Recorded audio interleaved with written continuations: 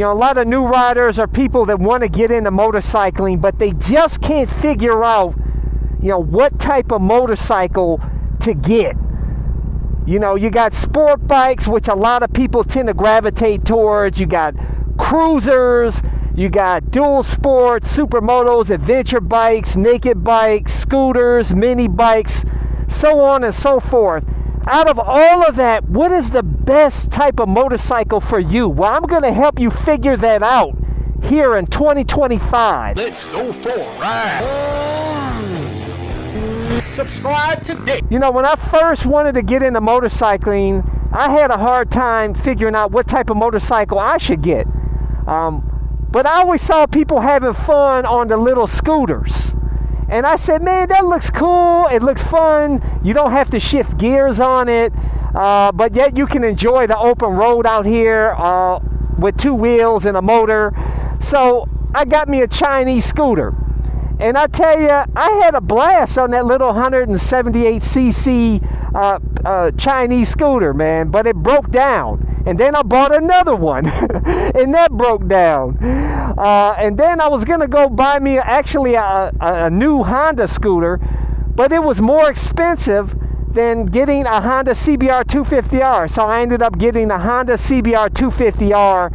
And that was the first motorcycle I got, and that was back, it was a 2011, and I bought it in 2012. But I can understand how a lot of you guys out there are having a hard time trying to figure out what type of motorcycle to get, because you got so many choices now. That's the beautiful thing. These days, there's so many different new bikes and so many awesome bikes.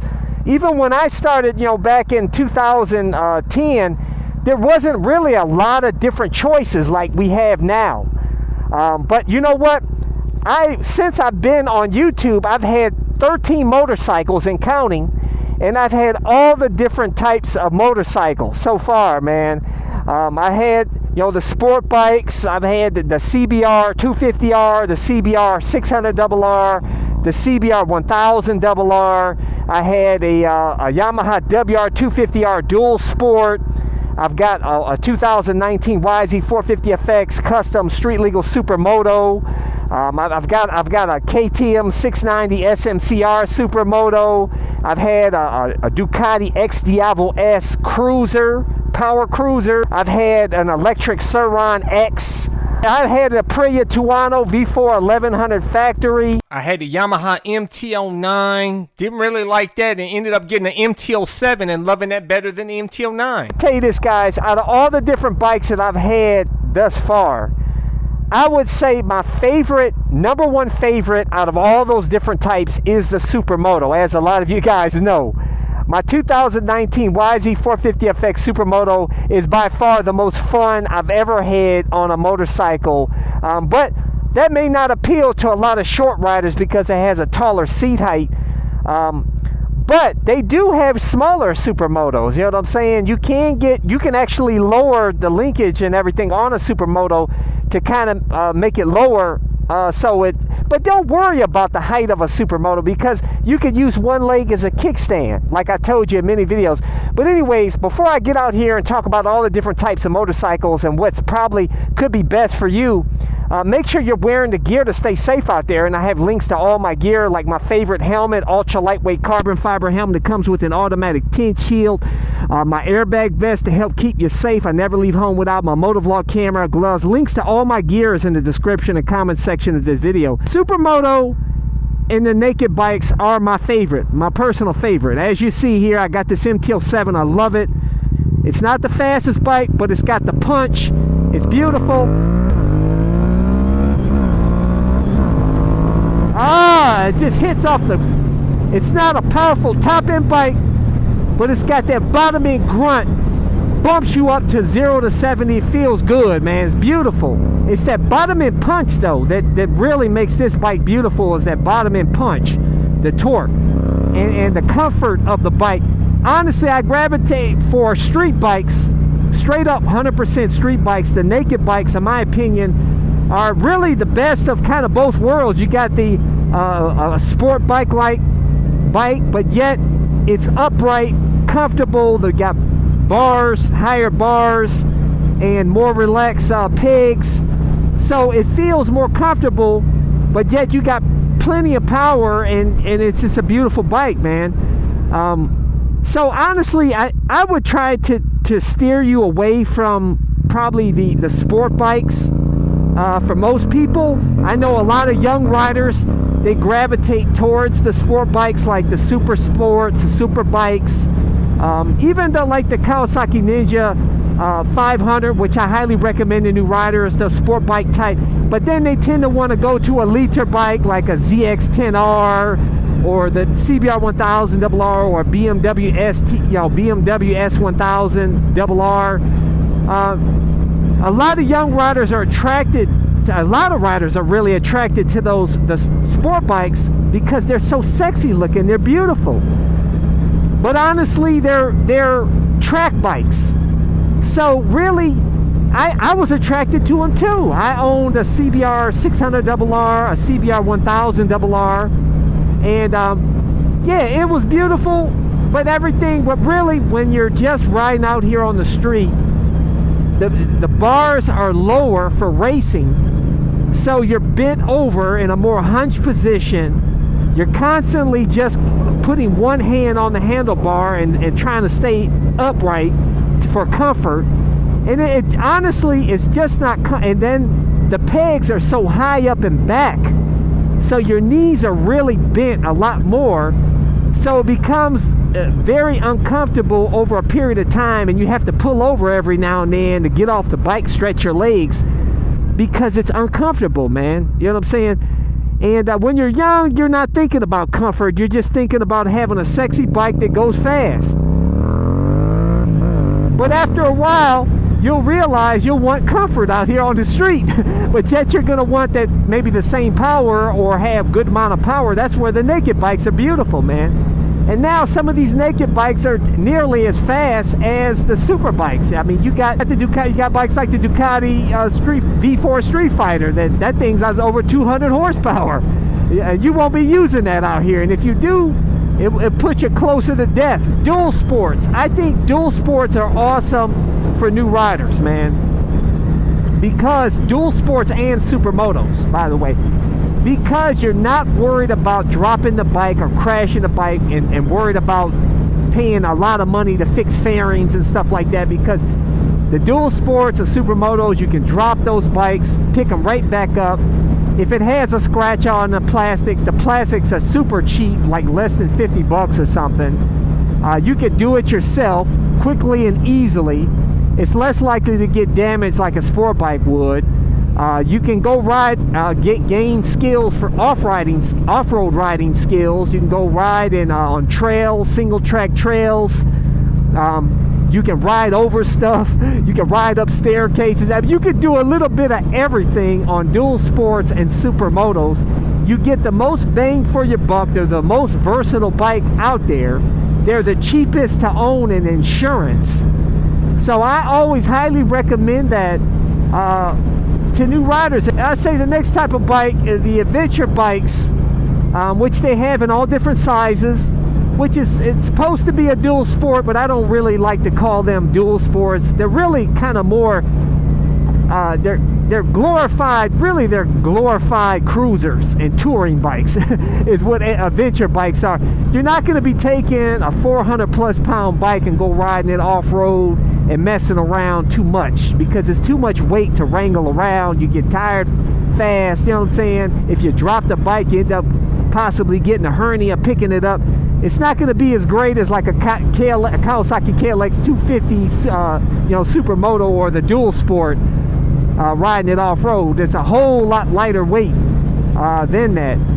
But if you want something with great leg room, you want something with a shield, with all the creature comforts to just cruise out here on the street or go for a tour across the country, you can't beat an adventure bike. They make the best cruising and touring bikes that you could buy, man. They're awesome in that sense. But don't expect to get cute off-road with one. But most of you don't. Most of you think you're going to do off-roading, and then you mostly ride on street 99% of the time. And you may go on a dirt road or something, you think that's like off-roading. So yeah, it could do that just fine. But yeah, honestly, I would choose an adventure bike over a regular cruiser, to be honest with you. Now, cruisers, okay, when you get the cruisers, I went to the Harley dealership to buy a cruiser, which I already owned a cruiser before. I owned a Ducati XDiavo S cruiser, and I love that bike. Tons of power, man. Had tons of power, but I didn't really care for the feet forward position on the bike. You know what I'm saying? I don't like that feeling. I like mid pegs. And also I was fearful that the Ducati would have expensive problems. So I ended up selling the bike, but I wanted to try another cruiser for the channel. So I went to the Harley dealership, the Harley Davidson dealership, to possibly get a Harley. I know I've hated on them and everything, but I was like, you know what, let me get one time to say I owned a Harley. But I ended up going to the Harley dealership, and I came out with an order for a brand new MT-07. And actually, the guy said that's the #1 best-selling bike in his Harley dealership, and that's all. This is the only bike he carried that was a non-Harley Davidson. He was a Yamaha dealer, but he didn't really keep many Yamahas. But he always had these MT-07s on order because they stayed sold out, because it's one of the most popular bikes. But the beauty of a cruiser, though, is that they're beautiful bikes, timeless looks like the Harley Davidsons. They always look, they always look beautiful. Unlike sport bikes, they can get old looking over a period of time. They change looks and they get older. But the cruisers always have that classic look, and they never go out of style. You know what I'm saying? And if you want something, you're not chasing power, you just want some bottom end grunt, you want a good looking bike, you want to just cruise out here on the streets, yeah, the cruiser life may be for you, man. The cruiser life is extremely popular here in Ohio. You'll see more Harley Davidsons and cruisers out here than you'll see sport bikes out here on the street. We're the minority out here, man. But honestly, I would tell you, if you're gravitating towards getting a cruiser, I would say try the MT-07 first, okay? Because honestly, this is a beautiful cruiser in my opinion, even though it's not technically considered a cruiser, but it is to me, man. It's laid back, it's low, it's got the grunt of a cruiser, but it's lighter weight than most cruisers. And that's another drawback to cruisers, they tend to be very hefty. You know what I'm saying? They're not trying to do any lightweight, put any lightweight parts on that bike. It's got a lot of steel parts on the Harley Davidson. They're super heavy, man. We're talking like 600, 700, 800 pounds plus. So they're very cumbersome, unlike this MT-07 that is very easy to maneuver the bike. It feels lightweight. It feels good. You feel like you can throw it around. You have a lot of confidence. On the big, hefty Harley Davidsons, you feel all that weight. Even that Ducati XDiavo S that I own, I felt the weight of that 545 pound, but it still felt lighter weight than all them other cruisers, man, that are a lot more heavier. But I'll have to say that cruisers at the bottom of my list, to be honest with you. Of all the different types of motorcycles, they're at the bottom. I put a scooter above of cruisers, to be honest with you. And that brings me to scooters. For those of you out there that want something very economical on gas, you want to be on two wheels, have fun, you know what I'm saying, it's very comfortable. Honestly, the scooter life is awesome. It's people, here in America, we got a lot of guys, egotistical guys out here that think you're a little pansy if you ride a scooter or something like that. If you go to Puerto Rico, you go to all these other Europe, scooters reign supreme out there, man. You got leagues, you got gangs of scooters out there, dude. They're beloved. It's beautiful, man. Scooters are awesome too. I really had a good time on that Chinese scooter I had, but it broke down. Honestly, if that scooter didn't break down, I could possibly be still riding a scooter. I don't know, man.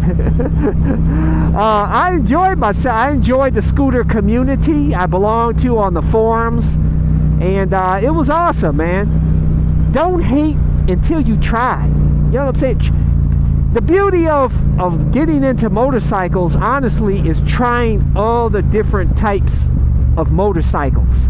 Okay, experiencing them all. Do them all. I see so many riders that try to do a one and done, like they get the one bike, like a Harley Davidson, and that's it. Most of those riders, those Harleys, they sit in the garage and they end up selling them. You see them out here with for sale signs on the lawn. And they get bored of riding. You gotta keep it fresh and new with different types of bikes, different bikes, man. That's half the fun of riding motorcycles, is trying all the different types of bikes. It brings me to the little ground skis, the little tiny ground skis. I used to talk crap about that, but them little bikes, I see so many Honda ground riders out here having so much fun on them little bikes. And if you're just cruising within the city, them little Honda grounds are cool to mess around on, man. But honestly, you can't get on the highway really with the Honda ground. I saw one on there. Somebody must have had one souped up. But you're not going to want to take a little tiny bike like that on the highway, But if you're just going to crap around out here, even out here, what I'm doing right here, the little Honda Grom is cool for that too. So, really, the lesson here is try all the different bikes. Enjoy all the different types of bikes, okay? Even try the electric motorcycles. I used to talk crap about them, and then I got that Sur-Ron X Black Edition electric dirt bike motorcycle, whatever you want to call it, and I had a lot of fun. Instant torque was great on the trails. Fun, zippy on the street, and it looked stealth, so I could ride it anywhere pretty much. And then eventually you'll gravitate to the one you truly love, like I do. Supermotos are at the top of my list, and the naked bikes are number 2 for me. And that's where I'm stuck at right now. And I've just been trying different naked bikes or whatnot, and in supermotos. But anyways, guys, whatever you do, make sure you're staying safe out there, man. Make sure that you are defensive riding out there to help stay safe. That's what it's all about here on the streets, is surviving the streets. And make sure you're wearing all the gear. Like I said, I got links to all my gear, but make sure to hit thumbs up, hit the subscribe button, hit that little bell symbol so you get notified when my new videos release. But I release new videos every Sunday, Tuesday, and Thursday at 11:30 a.m. Eastern Standard Time. Till next time, deuces.